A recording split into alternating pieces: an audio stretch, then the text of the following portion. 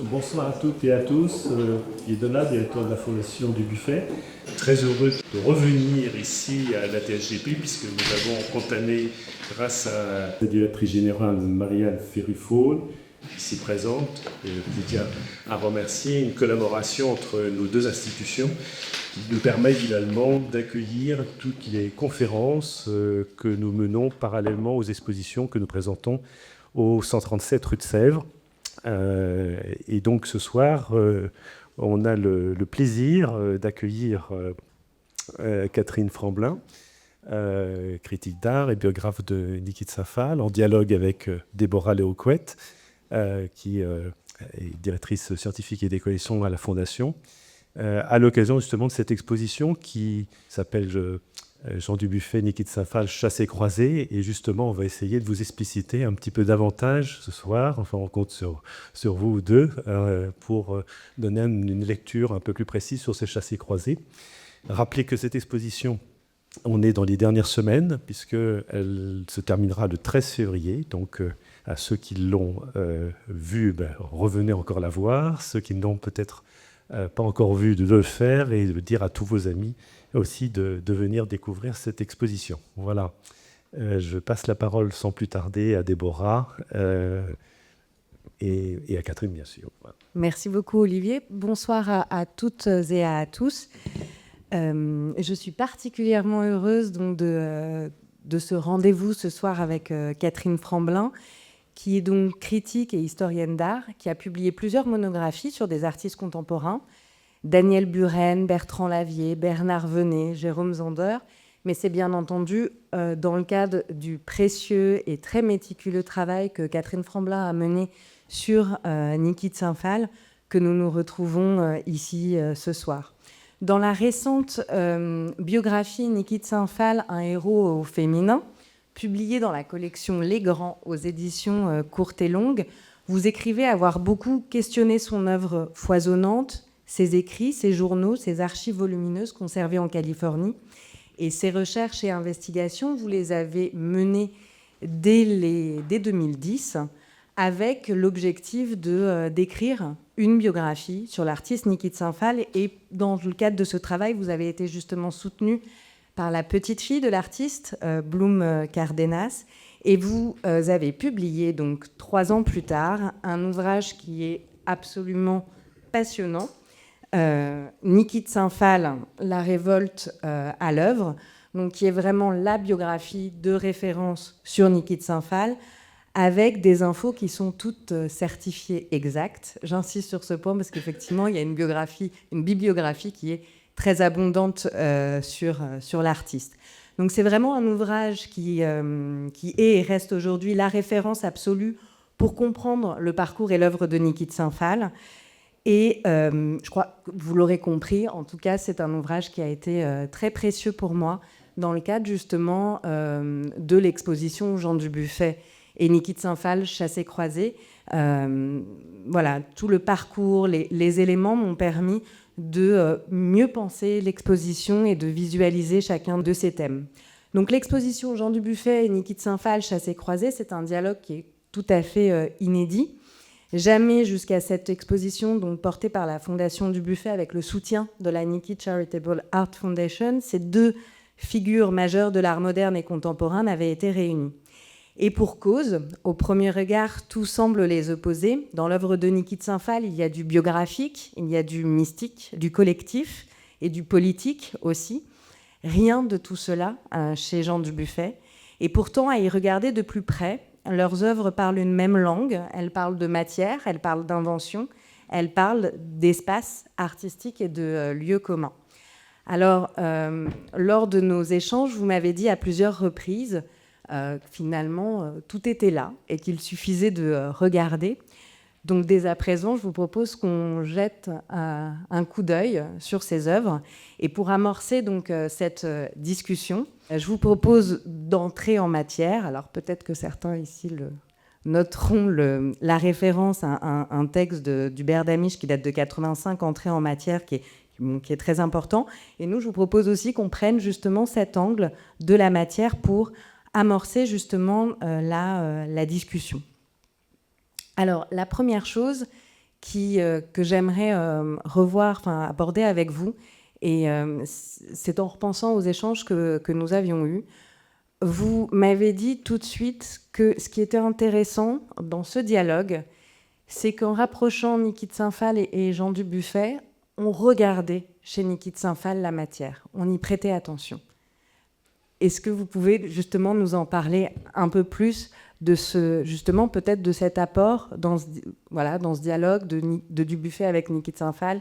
Oui, mais en fait, c'est votre exposition qui le montre très très bien. C'est pour ça que cette exposition est fabuleuse, parce que le fait que chez Dubuffet, on s'intéresse à la matière, parce que Dubuffet lui-même a attiré l'attention là-dessus, eh bien, ce dialogue attire également l'attention sur le travail de la matière chez Niki.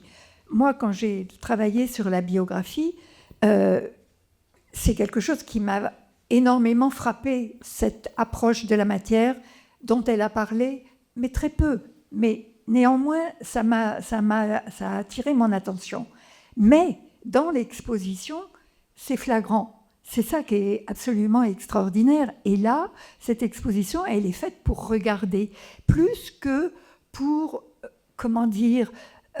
appréhender Niki à travers les grands thèmes que l'on connaît chez elle, la femme, la libération sexuelle, la féminité, tous ces grands thèmes-là qu'on connaît chez Niki et qui ont été beaucoup mis en avant.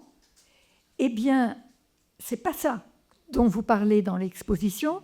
Dans l'exposition, c'est une exposition qui est faite pour regarder. Et ça, c'est magnifique. Ça, j'ai vraiment adoré. Et d'ailleurs, je vous prierai d'avoir la gentillesse de me demander de revenir avant la fin de l'exposition, parce que je veux revoir les œuvres. Parce qu'on regarde, on n'a pas tellement l'habitude de regarder les œuvres, sauf peut-être les commissaires d'exposition, quand ils accrochent les tableaux, les galeristes, quand ils accrochent les tableaux. Moi, j'adore parler de ça, de la matière, de comment c'est fait. Alors, chez Niki, c'est un bonheur, parce que, alors, elle en a peu parlé, mais néanmoins, c'est quand même quelque chose de très présent. Alors, je me souviens, on ne va pas commencer par le début, je me souviens des mariés, par exemple, les années 1964. Je ne sais pas si elle est dans les images. On a White Goddess, qui est donc à la fois mariée et déesse. Oui, mais je me souviens notamment des mariés. Et les mariés ont été... sa première mariée a été réalisée aux États-Unis, au Chelsea Hotel, et une journaliste est venue la voir. Et cette journaliste, elle a été frappée par le fait que dans la chambre d'hôtel du Chelsea, où il logeait avec Jean Tinguely, c'était envahi de chiffons, de dentelles, de tissus, d'étoffes de toutes les couleurs, et de fils de toutes les couleurs, de laine, de pelotes de laine enroulées, et Niki se servait de ce matériau. Et je me souviens avoir lu cet article, et du coup, ça met l'accent sur la façon de Niki de travailler. Alors, c'était intéressant, en particulier parce que Niki, étant quelqu'un qui avait été mannequin et qui s'intéressait beaucoup à la mode et qui elle-même était très attentive à la manière dont elle s'habillait, eh bien, elle habillait ses mariés, ses sculptures de mariés, de la même manière, c'est-à-dire en y prêtant une attention extraordinaire, et même beaucoup plus qu'elle ne le faisait pour elle-même. Une autre œuvre à laquelle je pense, qui est au Centre Pompidou, qui s'appelle Crucifixion, qui est une œuvre absolument extraordinaire. C'est une grande nana qui est accrochée au mur, et donc c'est une sorte de haut-relief, je ne sais pas comment on appelle ça, c'est une nana accrochée, et qui est... ça s'appelle Crucifixion parce qu'elle est accrochée au mur comme un Christ en croix. Elle a aussi les jambes écartées, et quand on regarde cette œuvre, alors je suppose que Sophie Duplex, conservatrice de Beaubourg, elle connaît très très bien cette œuvre et elle peut parler des matériaux. Mais en général, dans les expositions, et d'ailleurs, une autre exposition à laquelle je pense, où il y avait Crucifixion. Crucifixion a été accrochée, c'est l'exposition qu'avait fait Suzanne Paget en 1993 au Musée d'Art moderne de la ville. Cette œuvre était accrochée en hauteur. Donc, on voit l'œuvre, mais on ne détaille pas la matière, comme on la détaille lorsqu'on est proche. Et d'ailleurs, je sais aussi que vous allez faire, malheureusement, je ne pourrais pas y assister, une séance de travail sur la restauration des œuvres. Les restaurateurs aussi sont des gens qui connaissent très très bien les matériaux des œuvres. Et Niki, c'est quelqu'un qui a énormément travaillé son matériau, très tôt. Alors moi, je date... Bon, si je peux continuer sur Continuez. Je date ça de la virée qu'elle a faite chez Gaudi, où là, elle a découvert le trencadis, c'est-à-dire cette façon de créer une matière avec des fragments de mosaïque, de les coller les uns avec les autres de toutes les couleurs. Et cette mosaïque, Niki a été très impressionnée. Elle a été impressionnée par Gaudi. Donc, on était en 1955. Donc, ça a été un moment très important pour elle. Parce qu'à partir de ce moment-là, dans les années 57, elle commence à intégrer dans ses peintures, puisqu'elle fait déjà de la peinture, elle commence à intégrer des cailloux, des galets, des restes de choses. Donc ça, je pense que ça vient de Gaudi. Ensuite, en 57, elle va au Palais idéal du facteur Cheval à Haute-Rive, et là aussi, elle constate qu'un sculpteur crée des sculptures avec des débris de plein de choses, et qu'il y a une matière particulière qui est créée à partir de ça. Et donc, je pense que c'est un peu à cette époque. Alors, on se pose la question de savoir, puisqu'il y a une telle correspondance, c'est tellement convaincant, votre exposition sur la matière de Niki et celle de Dubuffet, comme là, dans cette œuvre qui est datée de 59. Alors, beaucoup de gens ont vu dans ces œuvres-là une influence de Pollock. Moi, je pense qu'il y a une double influence très forte chez Niki, mais il y a de multiples influences, puisque je vous parle de Gaudi, je vous parle aussi du facteur Cheval. Eh bien, je pense que, puisqu'on est en 59 ici, l'exposition de Pollock, elle a eu lieu en janvier 59. Et Niki a déjà commencé à intégrer des choses, des matériaux de toutes sortes dans ses œuvres.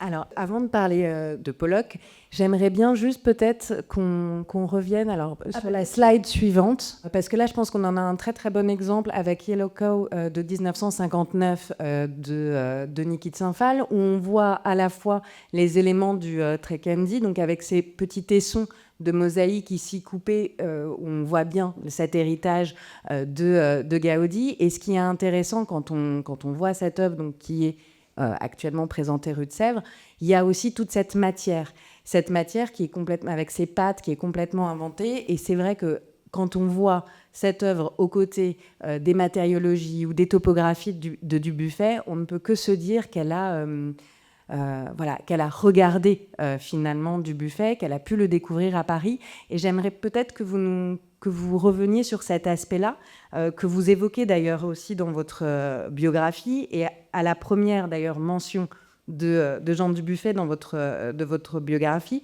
qui intervient donc dans le chapitre consacré aux années 50, lorsque Niki de Saint-Phal revient en France en compagnie de son premier époux, Harry Matthews.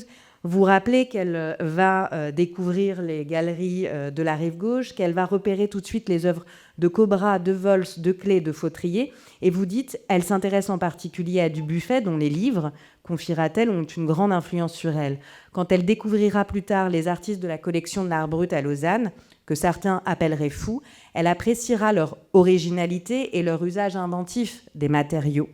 L'influence du théoricien de l'art brut est perceptible dans une toile de la fin des années 50, donc, que l'on peut voir ici, c'est celle que vous citez.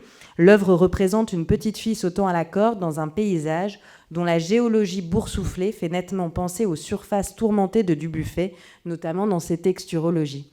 Est-ce que vous pouvez justement nous parler un petit peu de ce tableau, le décrire, puisqu'il y a plusieurs finalement influences, Jean Dubuffet, mais aussi l'art italien peut-être, donc de voir comment d'ailleurs cet art plus classique, avec le travail de Dubuffet qui, on le sait, prône les valeurs sauvages, un art plutôt anti-institutionnel, vont venir nourrir la pratique de Niki de Saint-Phal dans ses premières œuvres.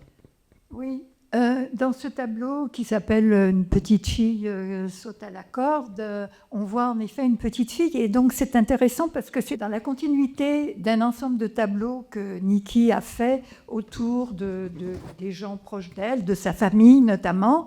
Et là, une petite fille, c'est probablement sa fille Laura. Et ce tableau, je vois qu'il est daté 58-58, ce qui est quand même assez curieux. Mais en fait, c'est très compliqué de donner des dates avec Niki de Saint-Phal parce que ce tableau, on dit qu'il a été réalisé à Lens-en-Vercors, c'est-à-dire la maison qu'ils avaient acquise, que Harry Matthews avait acquise dans le Vercors, donc près de Grenoble. Et ils sont entrés dans cette maison, en fait, en 58. Donc, voilà, ça ne peut pas avoir été fait avant 58. Ça a été fait plus ou moins après 58. J'en profite pour faire une parenthèse. Et si certaines personnes ici envisagent de travailler sur Niki de Saint-Phal, il y a effectivement des difficultés pour dater les premières périodes. Et le travail de Catherine Framblin est très précieux sur ce point, parce qu'on a quand même... Parce qu'elle dit dans son catalogue plusieurs éléments pour réviser des dates. Elle dit que ces tableaux, un ensemble de tableaux, qu'elle date 57-58, elle dit réalisés à Lens-en-Vercors, mais s'ils ont été réalisés à Lens-en-Vercors, ils ne peuvent pas avoir été faits avant mi-58 au plus tôt. Bon, donc c'est pour ça que c'est assez compliqué. D'autre part, je vais pas... On va continuer là-dessus. Donc ce tableau, on peut y retrouver une matière extrêmement riche dans laquelle il y a, je ne sais pas, ce tableau en particulier, je ne crois pas l'avoir noté Si, en fait, non. Dans cette époque, il y a un autre tableau que vous montrez qui s'appelle, parce que vous ne le montrez pas celui-là, si je me souviens bien. Non, voilà. Celui-ci, donc ce que vous montrez, c'est Assemblage Landscape. Oui. Alors que moi, j'ai daté de plutôt 59, début 59, quelque chose comme ça, puisqu'il a été fait à Lens-en-Vercors. Et j'ai noté les matériaux, peinture, plâtre, brosse, pelote de ficelle, vaisselle, coquille d'huître, boîte de sardines sur contreplaqué. Donc déjà, pour vous dire qu'il y a quand même un certain nombre de matériaux déjà très originaux. Et donc, tout ça, c'est dans la continuité de ces œuvres qu'elle a commencé à réaliser, à mon avis, à partir du facteur cheval, donc 57, et aussi sous l'influence de Gaudi. Mais la proximité qu'on peut voir avec Dubuffet, je pense qu'elle est malgré tout, il y a une imprégnation. Alors, on ne sait pas. En tout cas, s'il y avait quelqu'un qui devait savoir si Niki avait rencontré Dubuffet, ça serait la fondation Dubuffet, parce que, paraît-il, Dubuffet notait tout. Donc, il aurait pu le noter. Alors, c'est exact, il notait tout, et on n'a aucune trace en tout cas d'une rencontre. Ouais. Et le travail qui a été fait, c'était notamment on sait que Niki de Saint-Phal s'installe en 61 impasse Ronsin, donc l'impasse Ronsin n'est pas loin de la fondation Dubuffet, de l'actuelle fondation Dubuffet. En fait, l'artiste fait l'acquisition en 62 d'un bâtiment, donc qui est l'actuelle fondation Dubuffet, dans lequel il va exposer et présenter sa collection d'art brut, que le public pouvait venir visiter sur rendez-vous.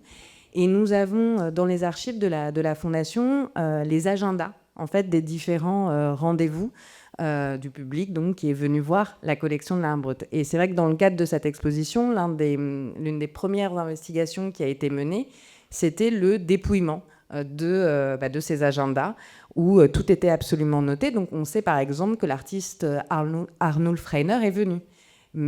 Niki de Saint-Phal, le nom n'apparaît pas. Donc, oui, mais de toute façon, là, vous parlez de 61. Moi, je vous parle dans les années 50. Je vous parle des années 50. C'est quand même assez incroyable de voir cette proximité déjà dans les années 50, parce que moi, je pense qu'elle a vu des œuvres de Dubuffet, de Matisse aussi. Mais on le sait de toute façon, par la citation que vous avez faite, quand elle se promène dans Paris avec Harry Matthews, ça, on est avant 59. Donc là, elle a probablement vu, et ça, je suis sûre qu'elle en a vu, et peut-être même, moi, je pense qu'elle a pu en voir avant. Elle a pu en voir avant, mais ça ne veut pas dire qu'il y a une influence, parce qu'avant, elle ne s'intéressait pas. Avant Gaudi, elle ne s'est pas tellement intéressée. Enfin, elle regardait peut-être des choses, mais pas ce type d'art-là. Mais elle avait peut-être, d'abord, elle connaissait la fille de Pierre Matisse, qui était donc le marchand de Jean Dubuffet aux États-Unis. Qui était une copine de classe, elles avaient 15 ans, elles se connaissaient. Pierre Matisse était le marchand de Dubuffet aux États-Unis. Et donc, le nom de Dubuffet lui était probablement connu. Elle en avait entendu parler. Donc, si elle venait à Paris dans les années 57 et qu'elle se baladait dans les galeries, eh bien, le nom de Dubuffet lui disait quelque chose. Donc, elle regardait comme... elle n'aurait peut-être pas regardé d'autres artistes de la même manière. Matisse, c'était quand même quelqu'un de connu, mais aussi, il avait été exposé, évidemment, chez Pierre Matisse. Donc, et puis, donc, cette proximité avec Jackie Matisse a été également intéressante. Alors, mais ça ne veut pas dire que c'est une sorte d'influence directe. C'est une imprégnation, peut-être, dans la liberté, dans le fait qu'il y a une matière épaisse et une sacrée présence des tableaux. En tout cas, Niki de Saint-Phal parle aussi de l'influence des écrits de Jean Dubuffet sur son travail. Et cette question du matériau, comme vous l'avez souligné, elle revient beaucoup sur la plume de Dubuffet, qui dit bien que l'art doit naître du matériau, que quand on regarde un tableau, ça doit être une aventure, qu'on doit retrouver les gestes. Il y a vraiment cette idée-là, avec cette idée aussi d'aller rechercher des matériaux qui ne soient pas des matériaux traditionnels, d'inventer des matières, les triturations. Oui, et d'ailleurs, la citation que vous avez faite où elle parle de l'art brut, mais c'est très court, mais tout d'un coup, ça saute aux yeux, parce qu'on parle de la matière. Elle dit les artistes bruts et leur usage original des matériaux. Mais bon, c'est une phrase qui passe comme ça, on ne fait pas attention, mais tout d'un coup, quand on parle des matériaux chez Niki, tout d'un coup, on se rend compte qu'elle s'y est intéressée en particulier.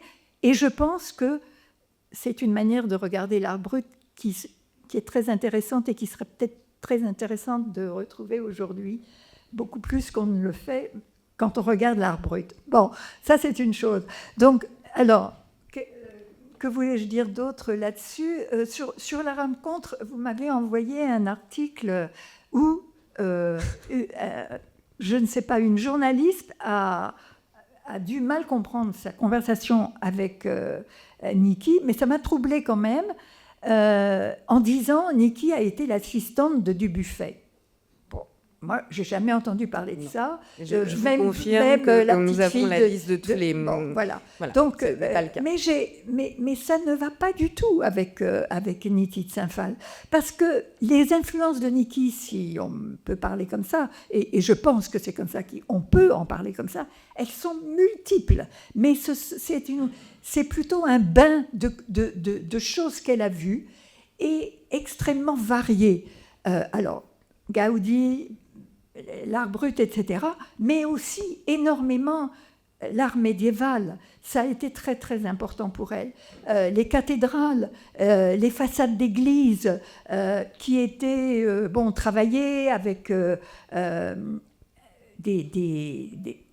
comme des bas-reliefs. Enfin bon, tout ça c'est très important. L'image qu'on a vue tout à l'heure des accouchements, c'est absolument fantastique aussi de pouvoir s'approcher dans votre exposition d'œuvres comme ça, où on voit comment elle a fabriqué sa propre matière. Elle n'a pas, Niki de Saint-Phal ne serait pas Niki de Saint-Phal si elle avait fait une sculpture d'une femme qui accouche. Bon, c'est déjà pas mal, c'est déjà quelque chose. Avec un poupon entre les jambes, c'est déjà une certaine audace. Mais ce qui est surtout extraordinaire, c'est la matière de cette œuvre, parce que c'est une matière composite, si on peut dire, et qui est faite de tellement de choses, de tellement d'objets très différents, qui représentent des objets ordinaires, en fait. Et de cet ordinaire, elle fait une matière. Alors, bien sûr, comme Dubuffet, elle a voulu s'opposer à l'art des musées. Donc, elle a choisi une matière qui était une matière populaire, puisqu'elle a été chercher dans les magasins, ce qu'on appelle les junk, je sais pas quoi, les objets, les bazars où il y avait des petits objets en celluloïd. Et puis, elle a rajouté des grains de café. J'ai noté tellement de choses. Grains de café, perles, confettis, clous, boutons, couvercles, peut-être de tubes ou de boîtes de café, ou de cailloux, des pièces de puzzle en bois. On en a vu aussi dans des œuvres. Et même une œuvre que je présentais, une roue de bicyclette, dans cette œuvre qui s'appelle Paysage. Donc, elle a fabriqué sa propre matière. C'est ça qui est intéressant, parce qu'elle ne voulait pas d'une matière ordinaire. Quand elle a commencé à faire de la peinture, elle ne savait pas quoi faire, puisqu'elle était autodidacte, et puis elle a commencé, comme on sait, à la suite de son internement, et dans cet hôpital où elle était internée pour schizophrénie, elle a commencé à prendre justement dans le jardin des choses qu'elle ramassait, des brindilles, des cailloux, etc., plus de la gouache. Et elle a commencé à mélanger ça. Donc c'est comme ça qu'elle a commencé. Elle a suivi des cours de peinture avec Hugues Wess, qui était un peintre, ami de Sabine Wess, la photographe. Et elle a voulu se diriger vers la peinture, mais il l'a encouragée à suivre sa propre voie. Et sa propre voie à Niki, c'est pas seulement la voie de la biographie avec la famille, peindre la famille ou raconter sa propre vie, etc. Ça, on sait que c'est vrai. Tout ça, c'est juste. Et c'est la personnalité de Niki. Mais c'est aussi de fabriquer sa propre matière avec le plâtre, en mélangeant les matériaux. Et c'est aussi l'état d'esprit de Dubuffet d'inventer une matière qui n'est pas la matière des musées, de la peinture, de la belle peinture, de celle qu'on admire. C'est aussi ça, Dubuffet, c'est vouloir travailler, triturer les choses, que la matière fasse des plis, peu importe, parce que c'est pas la beauté qui intéresse, c'est l'émotion qu'on ressent, presque la tactilité de la peinture à travers le regard. Et donc, je pense qu'il y a beaucoup de ça chez Niki, et d'ailleurs, elle en parle très peu, mais ce qu'elle dit est très significatif. Ce qu'elle dit, c'est par exemple que lorsqu'elle faisait justement ces accouchements, qui sont faits, vous avez vu, de tellement de choses qui sont à regarder en détail, et c'est une merveille, et de fleurs mortuaires, beaucoup de choses qui viennent d'ailleurs des églises. Tout le matériel, d'ailleurs il y a des choses dorées, il y a des... Et bien tout ça, elle dit qu'elle faisait ça dans une sorte de frénésie, parce que ça n'intéressait pas que ça soit bien fait. il fallait que ça exprime toute son émotion. Elle le faisait à la hâte, et il y avait un fil qui dépassait, elle s'en fichait. Il fallait que ça soit fait avec la matière et que cette matière exprime quelque chose. Donc c'est plus la matière, à la limite, sur laquelle, bon, j'insiste beaucoup, mais bien sûr, il y a aussi le fait que c'est une accouchée et qu'on peut raconter aussi des histoires par rapport à ça. Et Niki en a aussi parlé, parce que, bien sûr, quand on voit ça, on lui pose la question, quel est votre sentiment vis-à-vis des accouchements?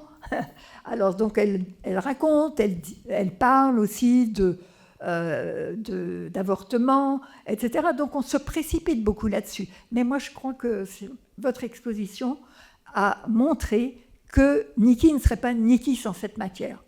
Voilà. Ben merci beaucoup. Pour la question de la... Je le dis, mais on s'est évoqué bien entendu dans l'exposition, sur ce que Niki de Saint-Phal a pu voir justement de Dubuffet. Par recoupement, il y a 3 expositions qui semblent que Niki de Saint-Phal a peut-être vues. Il n'y a pas de documents d'archives qui permettent de le vérifier ou de le prouver, ou que ce soit dans les livres d'or. Mais donc une exposition à la une. En 59, l'exposition donc, dédiée aux matériologies chez Cordier, donc, où là on voit toutes ces pattes telles que celles qui sont montrées ici. Et un peu plus tôt, en 1954, c'est la grande exposition du Cercle Volnay, où les corps de dames de Jean Dubuffet étaient présentés. Donc voilà, où il y a un dialogue là qui n'est pas que formel, hein, quand on voit ce corps de dame de Jean Dubuffet avec cette White Goddess de Niki de Saint-Phal. C'est effectivement cette idée où on voit que le matériau guide, anime. Alors chez Dubuffet, c'est vraiment en venant inciser, là c'est par soustraction. Et chez Niki de Saint-Phal, avec l'accumulation, ces matières agglutinées qui vont donc les conduire à faire émerger des formes. En vous écoutant, il me vient quelque chose. Autant Dubuffet, dire que c'est un peintre, me semble, enfin, il n'y a pas de question. Mais Niki de Saint-Phal, est-ce que le qualificatif de peintre lui convient ou pas ou non? Moi, je dirais sculpteur. Oui. Mais enfin, parce qu'elle... tableaux aussi. Oui, mais quand on voit que là, ces tableaux, ils s'échappent justement du cadre par les objets. Alors, ce que je vous propose, c'est d'abord... Ne pas parler un peu des corps de dames. Ah ben, allez-y. Parce que c'est vous qui, dans votre texte... Sur la célébration des femmes... Vous citez Dubuffet sur les corps de dames. Et c'est formidable parce que Dubuffet, il dit que c'est la célébration du corps féminin sur un plan de haute cérémonie. Et il emploie le terme de déesse. Donc, le corps féminin sur un plan de haute cérémonie, c'est Niki. C'est Niki, parce que qu'est-ce que ça veut... Parce que, bon, les corps de dames, on les voit, ils sont majestueux, ils sont impressionnants. C'est exactement la même chose pour les sculptures de femmes de Niki. Elles sont complètement impressionnantes. Et ces accouchements, on les a aussi beaucoup assimilés à des déesses de la fécondation et à des maternités, et dans toute leur gloire. Donc on est très très près au niveau de la signification. Donc là, quand vous me parlez du Cercle Volnay, c'est en quelle année ? 54. En 1954. Alors, franchement, là, je pense qu'il y a vraiment... Alors bon, je ne sais pas si Niki a vu ça, mais elle a peut-être vu à un autre moment, ou en tout cas, elle a peut-être vu aussi des livres, etc. Mais c'est cette façon de présenter la femme, parce que là, il y a la matière plus la signification de la féminité, de cette féminité archaïque et très puissante, qui est représentée également chez Dubuffet. Donc là, je trouve qu'il y a vraiment quelque chose de beaucoup plus proche que tout ce qu'on a dit jusqu'à maintenant. Alors, l'exposition, elle nous amène effectivement à vouloir, et à cette envie d'aller explorer d'autres axes. Je sais que vous avez consulté donc les archives en Californie. Et nous-mêmes, dans le cadre de l'exposition, on les a interrogés sur la bibliothèque aussi de Niki de Saint-Phal, avec cette volonté de savoir est-ce qu'il y a les justement, elle parle des écrits de Dubuffet. Est-ce qu'on pourrait retrouver ses livres à noter ou non? De même, quels seraient les catalogues d'exposition pour voir si c'est le Cercle Volney, si elle a aussi la plaquette de l'exposition des corps de dames chez Matisse, qu'elle aurait peut-être pu voir en compagnie de son amie un peu plus jeune. On n'a pas l'accès pour l'instant à la bibliothèque, n'a pas pu être fait, mais c'est un projet qui, en tout cas, qu'on garde en tête. Voilà. Je vois que Calypso le jeune, qui nous a beaucoup aidé sur ce projet, acquiesce, et effectivement d'aller voir ce qu'elle a pu, si elle a pu lire Dubuffet et voir si elle a. Eh ben, on regardera si elle réagit sur justement le texte de Dubuffet sur les corps de dames. Même si on ne trouve rien, ça ne veut pas dire que... Et d'autre part, je pense que Niki s'intéressait beaucoup plus, si elle a regardé Dubuffet, elle l'a regardé à travers un regard plutôt tourné vers l'anthropologie. Comment elle s'intéressait justement à ces déesses ancestrales, à l'art antique. C'est beaucoup plus ça qui l'a intéressée. Dans les musées, elle allait toujours vers ce genre de choses, y compris jusqu'à l'art médiéval. Enfin, c'est plutôt les musées d'art ancien qui l'ont intéressée. Bon, après, bien sûr, elle allait, comme tout le monde, dans les musées. Alors justement, on a un dessin sur 4 pages de Niki de Saint-Phal. Niki de Saint-Phal, comme vous l'avez dit, elle regarde beaucoup de choses très différentes. Elle s'intéresse autant à l'art occidental qu'à l'art extra-occidental, à l'art de son temps qu'à l'art ancien, aux objets, à l'art populaire, Elle regarde absolument tout. C'est une artiste qui est une véritable éponge. Et vous le dites aussi dans votre biographie, toute formation au métier d'artiste passe par un regard porté sur ses contemporains. Elle est vraiment en éveil, absolument, sur tout ce qui l'entoure. Mais à partir de toutes ces sources, elle va inventer son langage. Ce qui est intéressant avec Niki de Saint-Phal, c'est que elle cite très souvent justement ce qu'elle regarde, ce qu'elle aime.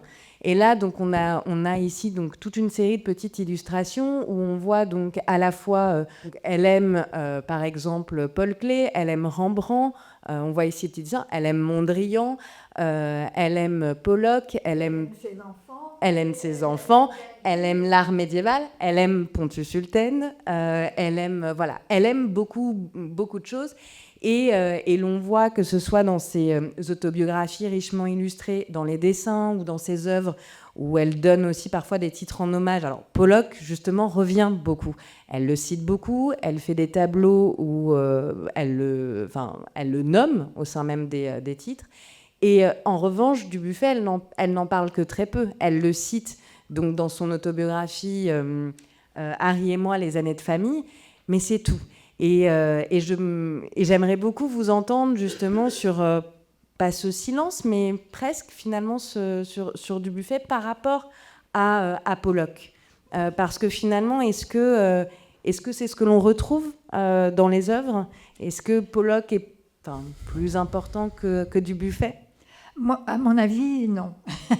À mon avis, il y a vraiment une double influence, si on peut parler d'influence, et si on peut parler de ces deux artistes. Mais il y a, comme vous voyez, il y a beaucoup d'autres choses, il y a beaucoup d'autres artistes. Mais par rapport à Pollock, parce que Pollock, on l'a beaucoup mis en évidence, parce qu'il y a 2-3 tableaux où elle dit « j'ai fait des ciels à la Pollock ». Effectivement, on peut retrouver des sortes de filaments.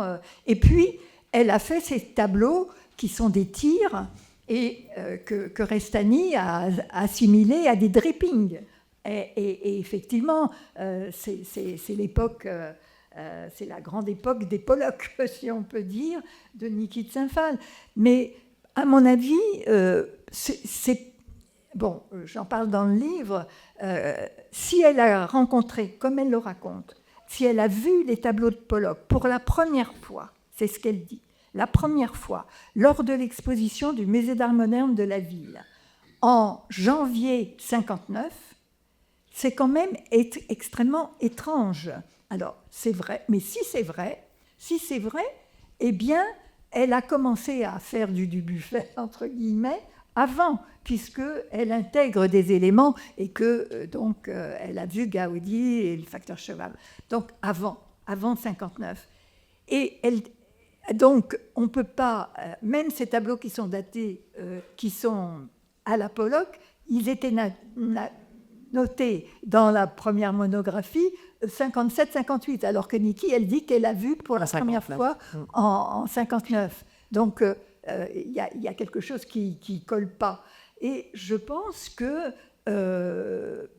Pollock n'a pas eu autant d'influence que l'on dit, puisqu'elle était américaine. Pollock était une grande star. Pollock a fait la couverture de Life, je ne sais pas quoi, en 53, 55, même peut-être avant, 50, mettons. Et Niki était mannequin. Elle a fait la couverture de Life 5 mois après. Donc, elle aurait dû connaître Pollock. Et sa famille habitait pas très loin de chez Pollock.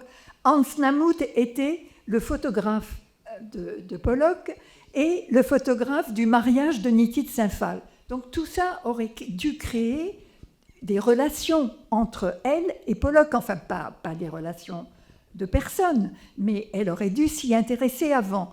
Et bizarrement, elle dit qu'elle voit pour la première fois en 59.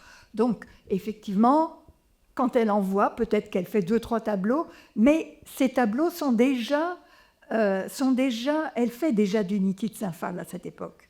Et donc ça ne lui donne pas une orientation nouvelle. Alors, à part peut-être les drippings, mais qui ne sont pas spécialement... C'est Pirestany qui voit la relation, à mon avis. Je me souviens... Parce que les drippings, il ne faut pas oublier, sont aussi des choses très matérielles. C'est-à-dire que dans les drippings du début, elle intègre beaucoup de choses. Et là, on peut dire également qu'elle fait sa matière, puisqu'elle y met des spaghettis, elle y met des œufs, etc., dans le plâtre, et plus les poches de peinture. Donc tout ça, c'est déjà de la matière à la Niki, par rapport à ce qu'on disait tout à l'heure. Et je me souviens la première fois, lorsqu'on avait évoqué ce point ensemble, c'était lors de notre première rencontre, vous m'aviez dit aussi que peut-être que Pollock était aussi une justification pour elle, parce que c'était un artiste avec une assise internationale et que ça lui permettait, elle qui était peut-être pas encore connue à l'époque, de justifier finalement cette pratique. Et j'en profite pour dire qu'en tout cas, cette technique du dripping qu'on retrouve chez Dubuffet, lui, ne revendique pas du tout Pollock. Au contraire, il va chercher plutôt, justement, du côté c'est l'homme du commun. Pour lui, c'est le peintre en bâtiment qui, avec sa peinture de la technique donc dite à la tyrolienne, qui fait des gouttelettes. Et Jean Dubuffet a, lors de son séjour américain, croisé Pollock. Donc, lui a peut-être vu, mais en tout cas, il se tient aussi à distance de l'artiste américain dans cette pratique-là. Et alors, très vite aussi, Niki, donc dans ces mêmes années, 59-60, très vite, elle connaît aussi Rauschenberg et Jasper Johns. Et je ne dis pas qu'il y a une influence, mais il y a aussi une manière de travailler le matériau. C'est-à-dire que quand Rauschenberg met son lit et qu'il l'éclabousse de peinture, il y a aussi quelque chose dans le geste iconoclaste qui pousse Niki dans sa propre direction, qui est d'oser faire une matière incroyable. Lorsqu'elle s'empare, elle comprend très bien que c'est ça qu'il faut faire, que la peinture léchée, que la matérialité est importante et que cette matérialité doit être impure, qu'il y a quelque chose dans la matière qui doit en elle-même exprimer une modernité. Elle comprend que c'est là-dedans aussi que les choses se passent. Voilà, aussi au contact des Américains, etc. Donc, effectivement, je pense que Pollock étant une grande référence pour elle, comme elle est jeune, Elle a pas, voilà, elle s'entoure de noms pour exister un petit peu, voilà. Il y a un photo-collage qui accompagne donc l'autobiographie de Niki de Saint-Phalle, qui est tout à fait intéressant, puisqu'on y retrouve à la fois donc, voilà, son intérêt pour Jackson Pollock, pour Matisse, mais aussi pour Jean Dubuffet, où cette fois-ci, elle cite donc, l'artiste Dubuffet dans le texte, mais au sein de ce photocollage, elle nous montre, c'est pas l'artiste Jean Dubuffet qui l'intéresse, c'est le théoricien et le collectionneur de l'art brut. Donc vous le voyez en haut, hein, dans la partie supérieure, avec justement voilà, des œuvres de la collection. Donc on voit apparaître une sculpture de Forestier, des tableaux médiumniques de Fleury-Joseph Crépin, Adolphe Wolfli. Est-ce que vous pouvez justement nous parler de l'influence que l'art brut a pu exercer sur Niki de Saint-Phalle, et donc l'autre grand œuvre, j'ai envie de dire, de Dubuffet sur son travail? Elle présente des tableaux qui sont effectivement, si j'ai bien compris, des tableaux de la collection de l'art brut de Jean Dubuffet.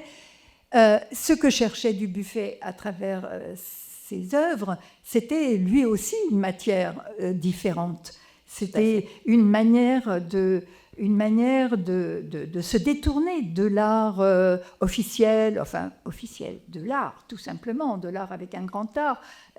Donc c'est aussi ça que Dubuffet cherchait, et c'est aussi ça que Niki retrouve dans l'art brut, et c'est ça qui l'intéresse. Bon, à part ça, on peut dire que Niki, elle en parle dans ses écrits, elle dit ce que l'on dit fou, entre guillemets, mais elle n'y croit pas du tout.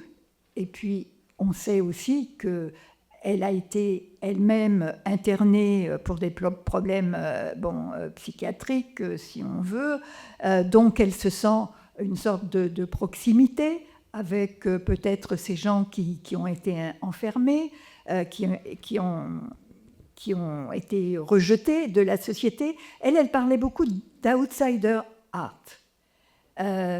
Donc, ce n'est pas forcément l'art brut, c'est un peu l'art des marges, comme par exemple, bon, évidemment, Facteur Cheval, c'est l'art brut, mais c'est aussi quelqu'un qui était juste dans les marges de la société, mais qui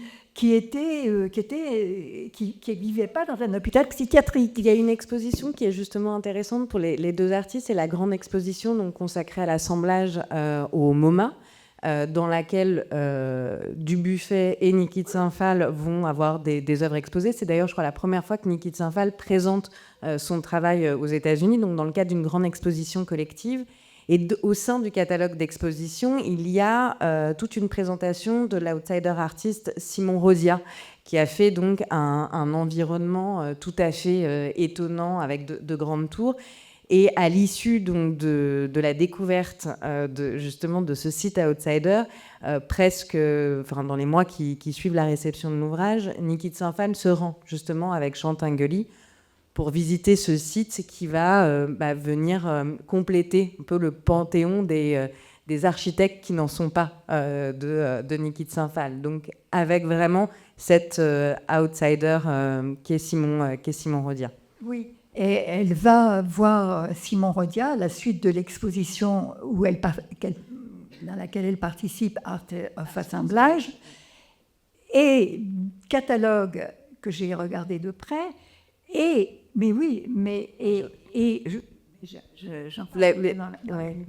donc, à mon avis, ça l'a frappé qu'il y a un très grand chapitre et peut-être plusieurs pages consacrées à Simon Rodia, parce que le directeur du MoMA à l'époque, j'ai oublié son nom, Setz, il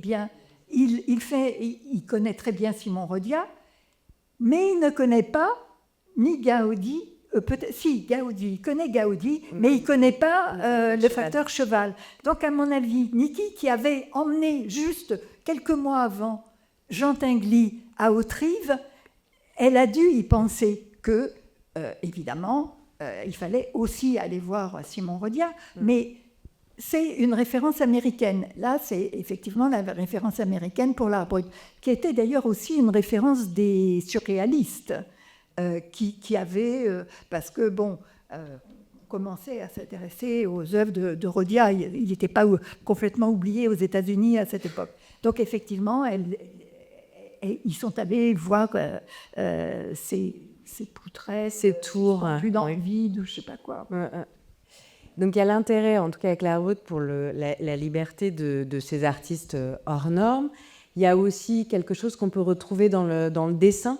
Donc là, avec par la lithographie donc de l'amitié et au regard, donc il s'agit d'une œuvre d'Émile Lebrun. Donc elle n'est pas exposée dans la rue de Sèvres, mais voilà, l'idée c'était de montrer autre chose. On retrouve aussi ces dessins un peu comme ce dessin d'enfant avec le jeu sur le profil, et là surtout ces motifs ce dessin très serré avec ce remplissage. Alors, oui, je suis très contente que vous parliez de ça, et je voudrais en parler juste un tout petit peu parce que justement je m'intéresse un peu à l'art brut en ce moment de nouveau, et cette histoire, ce type de dessin que vous associez à l'art brut, je ne l'avais pas fait, mais vous avez tout à fait raison. Et l'art brut, je ne sais pas, en travaillant sur l'art brut, je me suis dit, mais l'art brut, beaucoup d'artistes qui font de l'art brut, qu'on appelle art brut aujourd'hui, en fait, c'est un passe-temps. C'est une manière ils ne veulent pas spécialement être artistes, on en fait des artistes aujourd'hui, mais ce qu'ils font, c'est que c'est leur manière de vivre. Ils passent leur temps comme ça parce que pendant qu'ils font ça, il se passe des choses dans leur tête. Et c'est absolument concordant avec quelque chose qu'a dit Tinguely sur Niki de Saint-Phal. Quand elle dessinait, elle passait son temps, elle dessinait.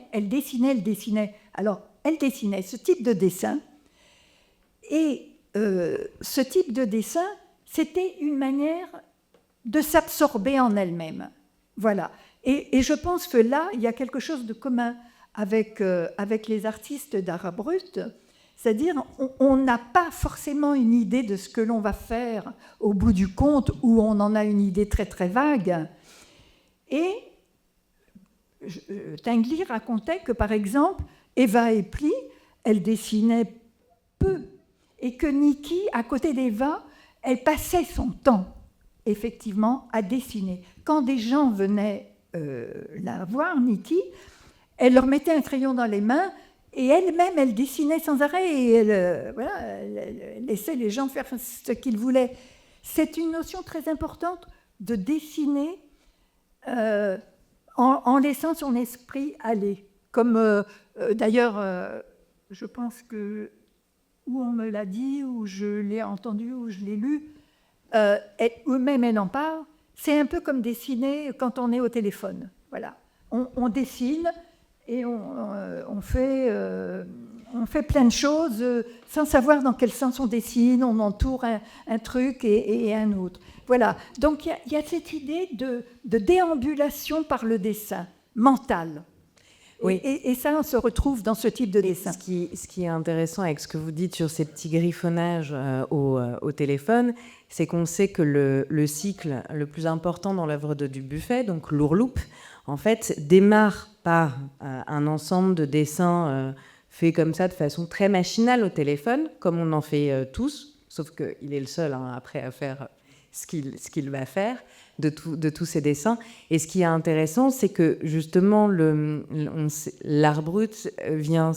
Dubuffet n'a jamais regardé l'art brut avec une grille sociale. C'est un artiste, donc ce qui l'intéresse, c'est effectivement l'invention des matériaux, l'invention des formes ou des sujets. Et ce qui est intéressant, c'est que quand il se lance dans l'ourloupe en 1962, c'est le moment où justement il a ramené, en fait il a ses collections qui sont donc dans l'actuel bâtiment rue de Sèvres. Et Dubuffet explique, il le dit dans ses écrits, que finalement son cycle qui est le plus marqué par l'art brut, c'est l'ourloupe. C'est justement cette invention aussi d'un monde avec une obsession. Enfin, pendant 12 ans, il va démarrer avec des petits dessins qui vont le conduire à des œuvres monumentales dont la closerie Falbala. Et justement, je vous propose qu'on continue dans ce champ finalement de l'architecture, qui est une bonne transition, et qui réunit à nouveau encore ici donc Jean Dubuffet et Niki de Saint-Phal, donc deux artistes qui a priori ne se sont pas croisés, mais on voit que finalement les croisements entre leurs œuvres sont nombreux, et leur rapport à la sculpture monumentale et à l'architecture en est un autre aspect. Alors, les questions sur ce thème-là sont sans doute très nombreuses. On pourrait en aborder plusieurs. Il y a la question de la technique, des praticiens aussi, enfin en tout cas d'un praticien qu'ils ont en commun, Robert Aligon, on pourra en reparler. Mais il y a aussi surtout ce rapport à une architecture et à des sculptures du dedans. Niki de Saint-Phal parle pour le Jardin des Tarots, elle explique que c'est un lieu, je cite, qui est une promenade ésotérique et philosophique. Jean Dubuffet dit de son cabinet logologique, donc qui est abrité au sein de la villa, qu'il est une chambre d'exercice philosophique. Et donc, il y a aussi cette question vraiment de l'espace intérieur, en dépit de ces enveloppes complètement fantastiques. Et voilà. Est-ce que vous pouvez... Oui, y a deux choses peut-être à dire sur ces architectures. D'une part, pour continuer sur le dessin dont on parlait tout à l'heure, il y a la question de l'arabesque, qui est fondamentale chez Niki, puisqu'elle dit que l'angle droit est un assassin, donc jamais l'angle droit, que des courbes, que des ondulations, etc., qu'elle a vu notamment chez Gaudi, par exemple, puisque le parc Güell, c'est que des courbes, c'est que des ondulations. Enfin bon, Niki, elle raconte que lorsqu'elle était petite, à l'école, elle ne faisait que dessiner des arabesques en permanence. Donc on voit bien dans son œuvre l'arabesque et donc également ces formes arrondies et chez Dubuffet. Donc il y a ce rapport-là. Et puis l'autre que vous signalez, la question de l'intériorité et de la philosophie, parce que Niki, elle dit que le Jardin des Tarots, c'est un espace de réflexion intérieure. Parce que d'abord, Jardin des Tarots, c'est aussi une chose à laquelle il faut s'intéresser. Pourquoi elle parle des tarots? Parce que c'est une manière de revenir sur soi-même. Qu'est-ce qu'on fait de sa propre expérience, les malheurs, les bonheurs, comment on se tire des situations où on est mal. Bon, tout ça, ça a occupé Niki toute sa vie. Les amours, depuis le début, les amours dont on veut se débarrasser, les souffrances qu'on a éprouvées, tout ça, comment vivre avec tout ça? Niki, elle a passé sa vie à ça. Donc, c'est quoi? Elle cherche un lieu pour penser tout ça. Les tarots, les cartes de tarot, moi j'ai jamais fait de tarot, mais j'ai appris ce que c'était. C'est justement comment on fait pour, quand on tire une carte, peut-être il faut tirer une autre. Donc c'est un espace de mieux vivre et de réflexion sur soi-même. Et elle le dit, le Jardin des Tarots, c'est ça. Et puis, elle a créé des œuvres qui sont proprement des espaces philosophiques, comme les crânes, par exemple. Elle a fait des crânes immenses dans lesquels on entre, qu'elle appelle des chambres philosophiques.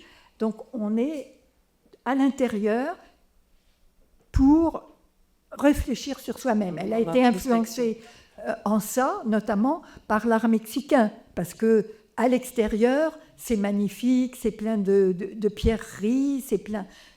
comme dans le Jardin des Tarots, il y a plein de mosaïques de couleurs, c'est doré, c'est joyeux. Et à l'intérieur, c'est fait pour penser et pour remettre en ordre ce qu'on a dans la tête. Et puis, dans le jardin de Tarot, il y a l'impératrice, dans laquelle on entre. Niki a vécu à l'intérieur de l'impératrice tout le temps de la construction du jardin de Tarot. Et c'est aussi un espace dans lequel on habite. Et d'autres espaces dans le jardin de Tarot sont des lieux dans lesquels on entre. D'ailleurs, on ne fait que ça à l'intérieur. Quand on visite le jardin de Tarot, on fait que ça, entrer, sortir. Et ça, c'est un moment, ce sont des moments extrêmement importants de réflexion sur soi-même. Voilà, ça a été, elle s'est intéressée aux grottes, elle a décoré des grottes, elle a rêvé de grottes, elle a rêvé de souterrains. Et l'espace intérieur était un espace de philosophie où on réfléchissait à comment vivre mieux. Vous m'avez parlé d'un rêve que Niki... Je ne l'ai pas retrouvé. Ah. Oui, effectivement, Niki avait fait... Alors, je vous ai parlé de ce rêve, mais bon, je ne l'ai pas retrouvé parce que c'était... Est-ce que c'était un rêve? Est-ce que c'est quelque chose qu'elle a raconté à quelqu'un en se laissant aller comme ça, comme lorsqu'elle dessinait, dans lequel elle passait dans des sortes de souterrains sans arrêt, elle rencontrait des monstres, etc. Et c'était une œuvre qu'elle voulait faire. Elle a voulu faire beaucoup d'œuvres. Elle a voulu faire, dans les œuvres monumentales qu'elle a voulu faire, elle a voulu faire un métro. Rien que ça. Enfin, voilà, parce que son rapport à l'architecture était quand même pas embarrassé. Alors Dubuffet l'a fait en dessin. Voilà. Elle avait des projets assez monumentaux et elle en a réalisé beaucoup, comme le jardin. Qui devait relier des points précis. Elle dit dans la géographie ou dans son projet de métro, elle donne plus de détails ou non? Non, les lieux, non. Non, elle a dessiné. Ce projet de métro, il est dessiné dans un de ses dessins, enfin, comme un projet d'école, parce qu'il fallait changer les écoles. Mais par rapport à l'art brut dont vous parliez tout à l'heure, juste un mot. Elle a été aussi, à mon avis, influencée par les écrits de Dubuffet sur l'art brut. Peut-être les écrits ou quelques écrits qu'elle a lus, je ne sais pas. Mais parce que Dubuffet, il en parle très bien de ce qu'il cherche dans l'art brut. Il cherche justement cette contradiction avec ce qu'on appelle l'art. Et donc, c'est aussi ça que Niki a trouvé dans l'art, c'est-à-dire quelque chose qui n'est pas de l'art, qui est autre chose que de l'art, et qui est une manière de détruire l'art du passé pour construire un art nouveau. Parce qu'elle parle aussi de ça, de cette destruction de l'art du passé, et comme Dubuffet. On peut peut-être souligner les points communs qui existent et qui sont assez frappants entre la closerie Falbalade, Jean Dubuffet et le jardin des Tarots. Vous pouvez peut-être en parler, c'est-à-dire ce sont des folies architecturales. On a là deux artistes qui vont tout investir beaucoup pour créer des lieux qui sont à eux. Est-ce que vous pouvez nous en parler un petit peu? Sur l'investissement financier de Niki et dans sa vie personnelle, investissement financier absolument énorme. Elle a créé un parfum, notamment au début de son jardin des Tarots, pour gagner de l'argent. À partir de ce parfum, elle s'est beaucoup promenée aux États-Unis pour en faire la promotion. Ça lui a beaucoup coûté au niveau de la fatigue, parce qu'elle s'est baladée partout aux États-Unis pour lancer ce parfum. Et puis, elle a été amenée à faire un certain nombre d'éditions, des lampes, mais des choses absolument magnifiques, d'ailleurs. Et puis, sur l'investissement personnel, elle a passé 20 ans à faire ce jardin. Elle a vécu en Italie, elle était quand même loin de sa famille, et puis elle travaillait avec des ouvriers sur place. C'était un énorme travail, mais elle donnait à ce jardin une signification quand même qui est assez intéressante, que c'était elle faisait ça à la gloire de Dieu.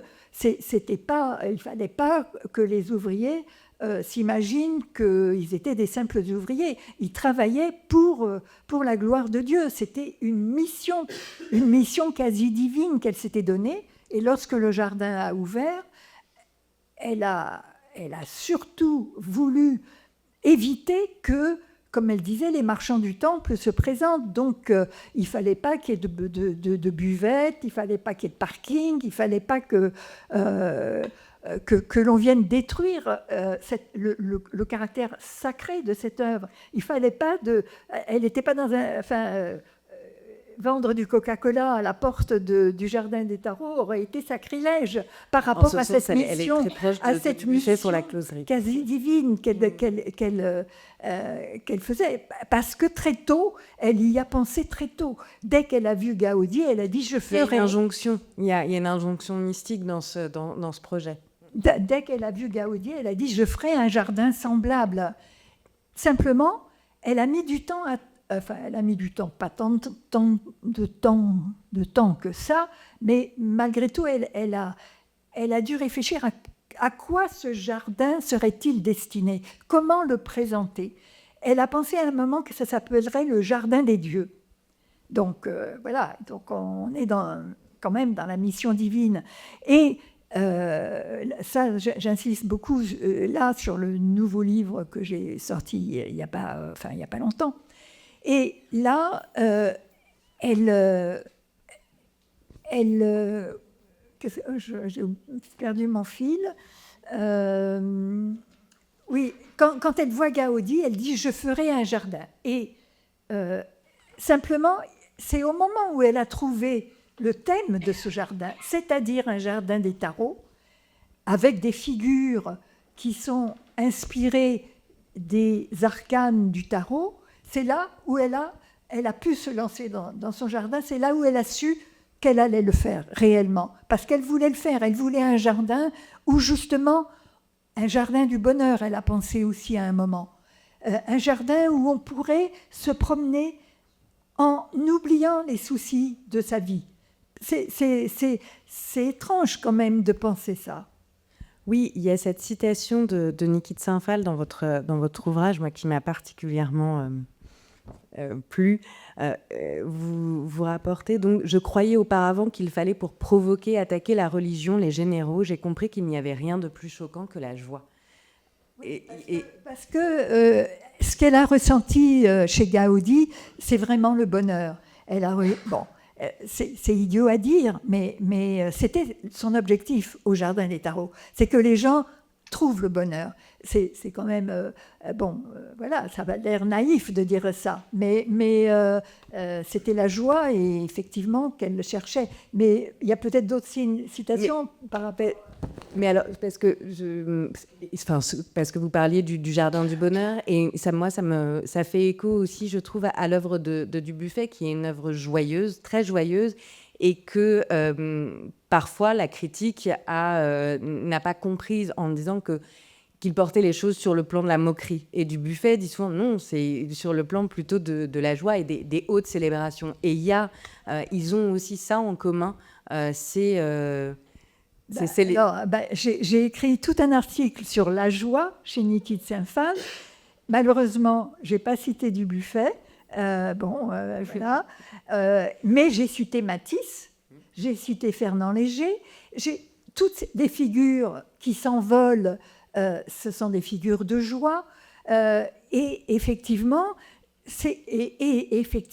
on se moquait. À un moment, il y a en 93 une journaliste du Monde, pour ne pas la citer, qui dit « Oui, on sort de là comme des enfants, on rigole. » Et elle se moquait un peu parce que ça a un côté enfantin, la joie.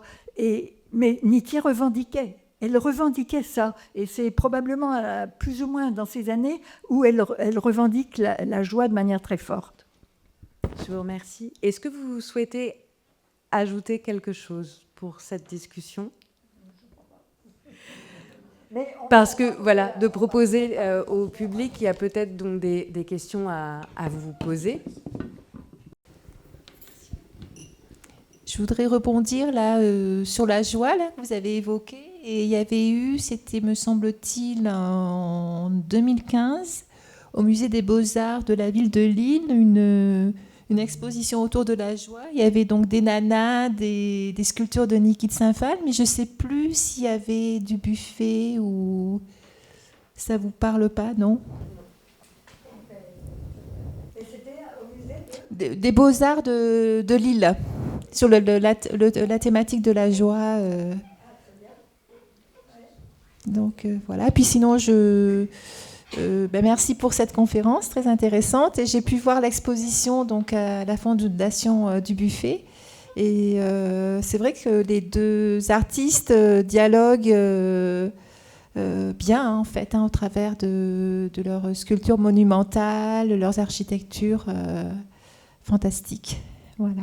Merci. Alors, j'en profite pour rappeler que vous pouvez voir l'exposition jusqu'au 13 février. Et comme là, c'est un petit point donc, sur la programmation, Catherine l'a évoqué, nous allons organiser le 11 février prochain, ici même, une journée entièrement dédiée à la question donc, de la restauration chez ces deux artistes, qui réunira donc à la fois des restaurateurs, des historiens, pour parler de ces sites qui ont besoin d'être entretenus et qui posent des questions passionnantes. Donc c'est un autre rendez-vous que nous pouvons vous donner. Mais vous pouvez à nouveau continuer là à nous poser à poser des questions si vous le souhaitez.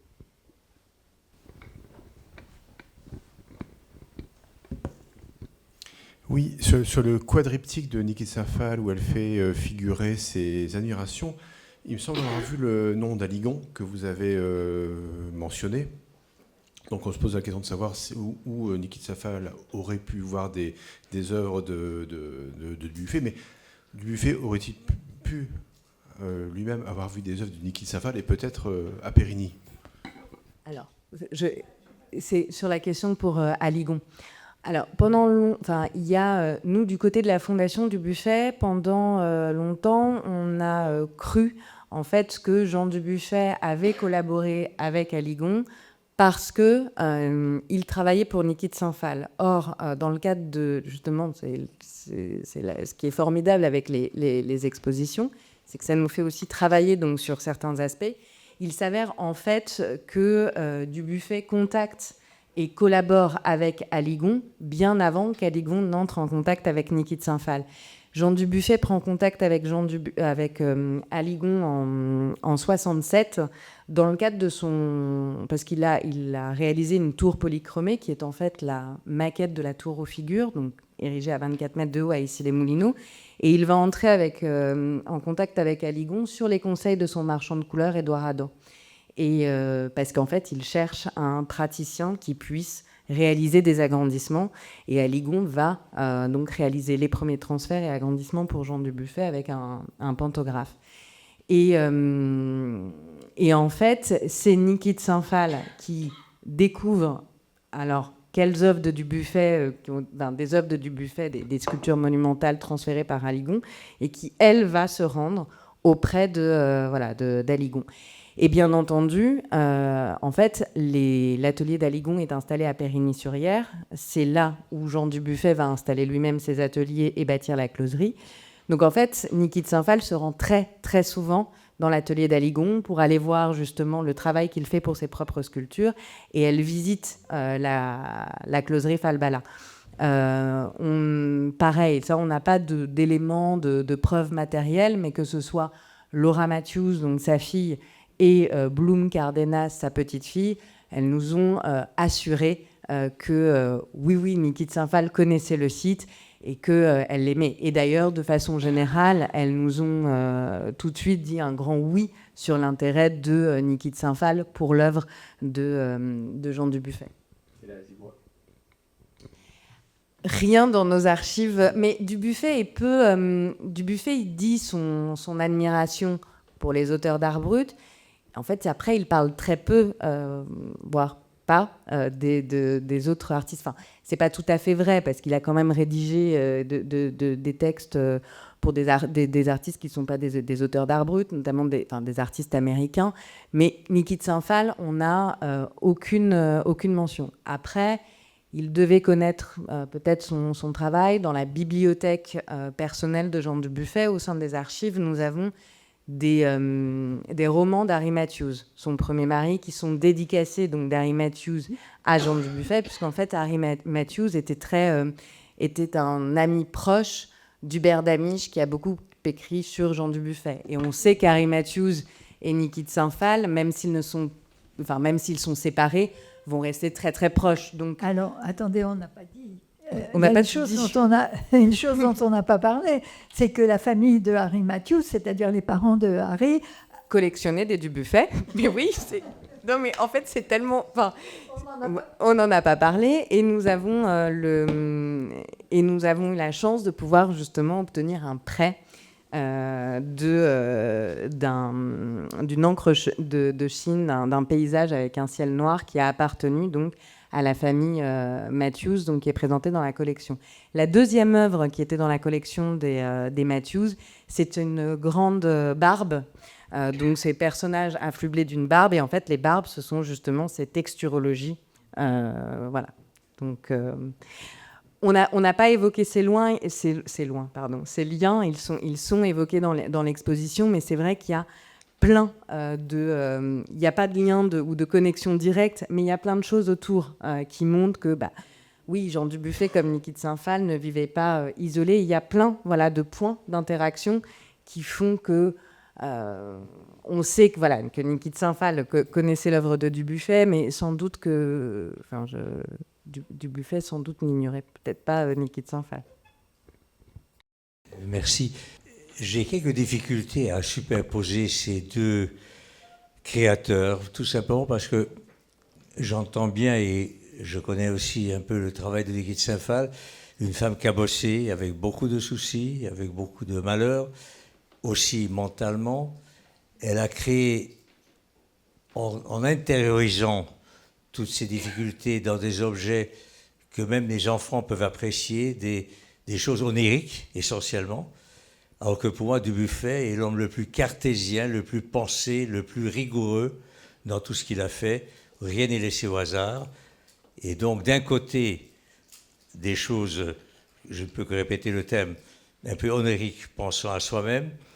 Dubuffet qui s'extériorise avec une pensée extrêmement précise et qui fait des réalisations, surtout je pense à ses volumes, bien entendu, qu'il appelait aussi des peintures, malgré le fait que c'était des volumes assez durs, finalement, à l'inverse de Niki de Saint-Phal, et assez pensés, même très pensés. Oui. Je comprends ce que vous voulez dire, et je pense que c'est pour ça que cette exposition est une première, parce que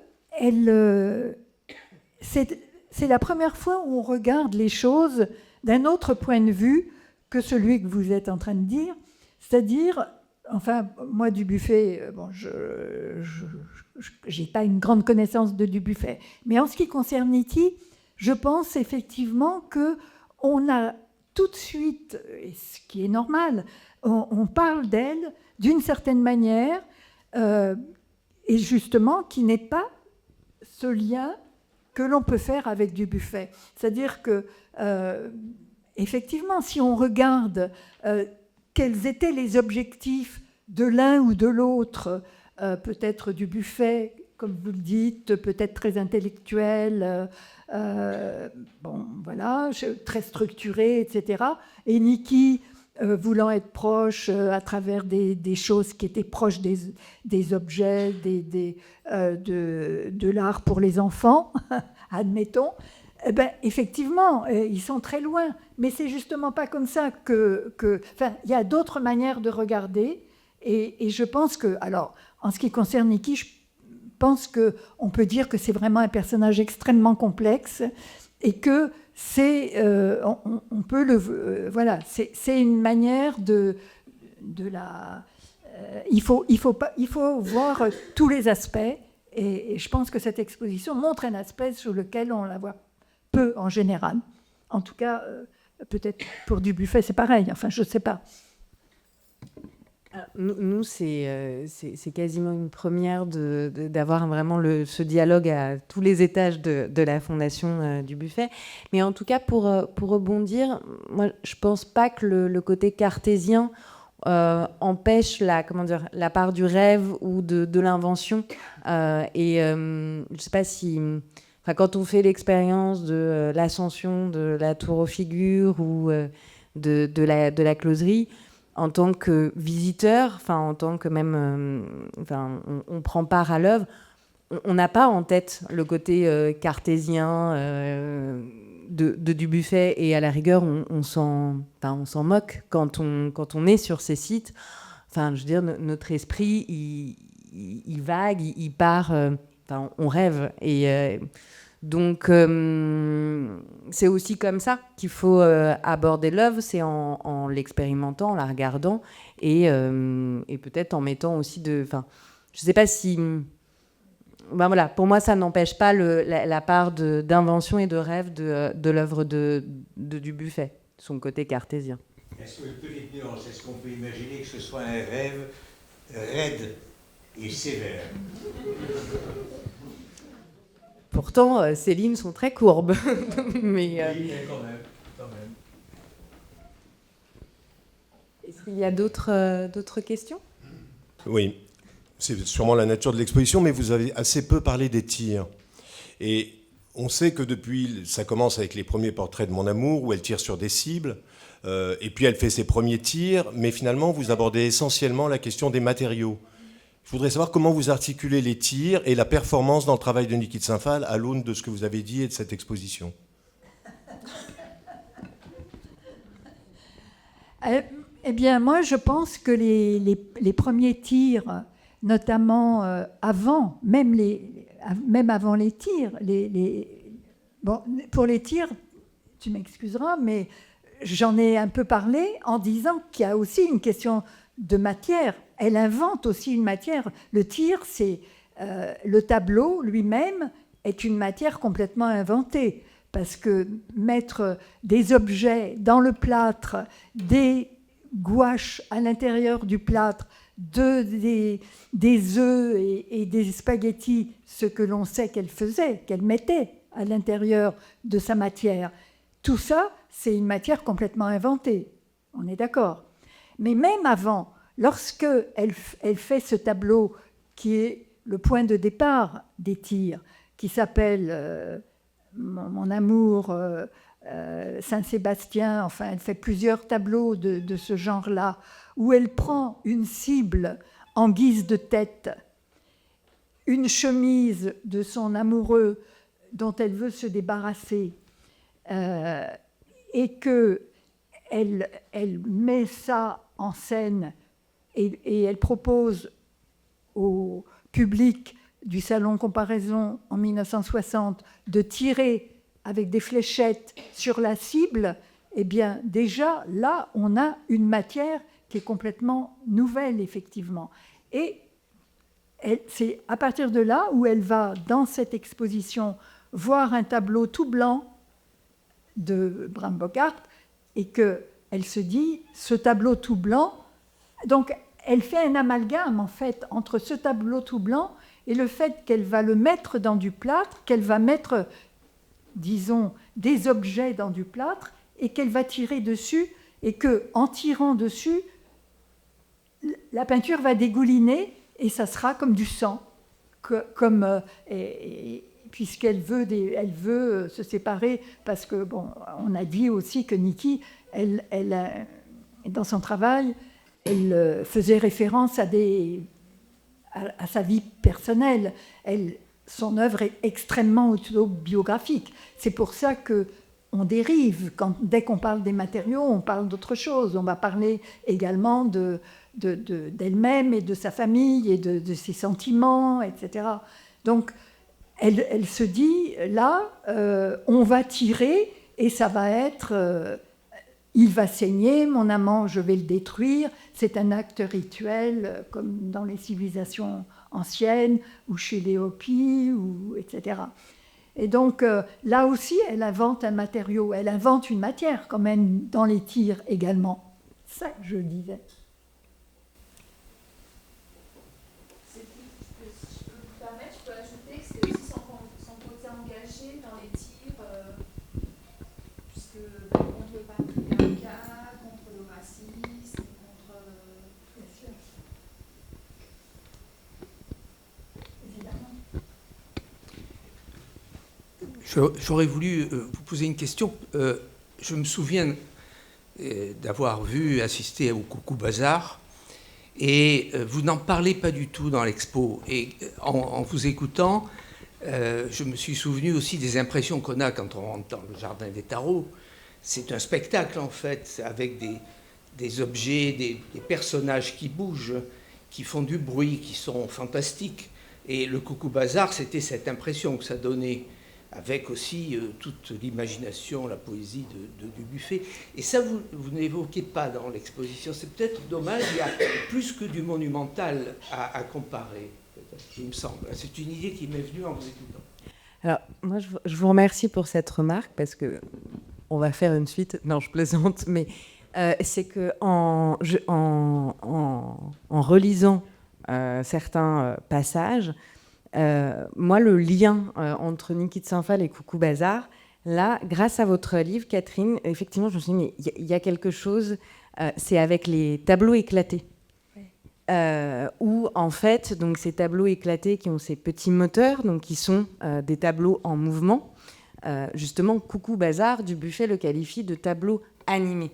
Et voilà, et ça, je me disais que c'est peut-être, il y a encore, voilà, peut-être quelque chose à explorer.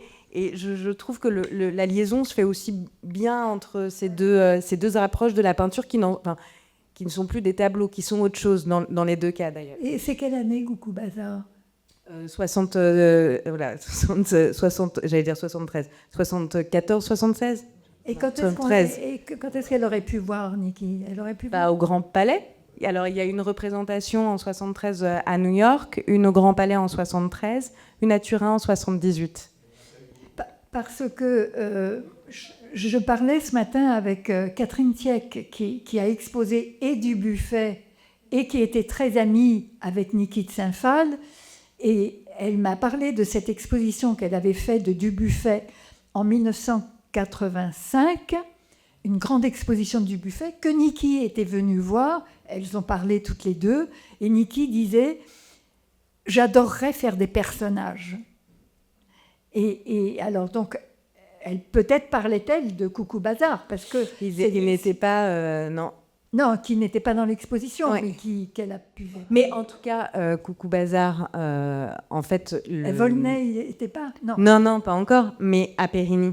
Quand Dubuffet crée sa fondation en 1973, donc il vient d'achever la construction de la closerie Falbala.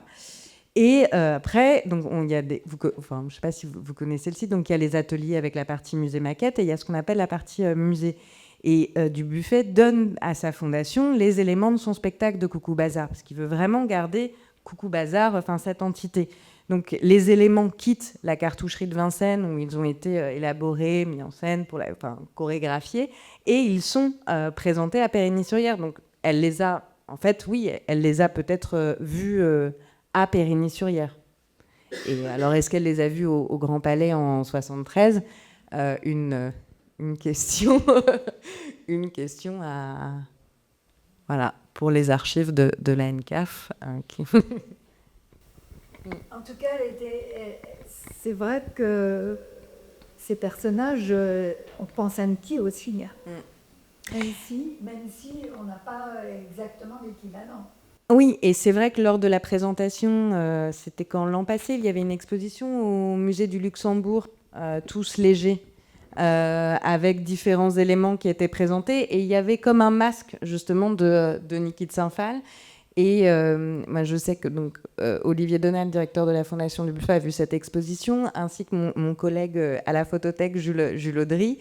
Et comme on était justement dans cette période de réflexion de l'exposition, tout de suite, il y avait eu cette idée de « Ah, mais c'est un masque Coucou Bazar ». Voilà, formellement, il y avait aussi ce jeu de résonance. Bien, merci pour vos questions. Merci encore Catherine pour votre présence ce soir et vos éclairages sur Niki de Saint-Phal et Jean Dubuffet. Pour ceux qui le souhaitent, nous avons ici donc des exemplaires donc, de Niki de Saint-Phal, un héros au féminin. C'est un vrai régal. Donc vous pouvez vous le procurer et Catherine Framblin peut vous le dédicacer si vous le souhaitez. Merci à vous.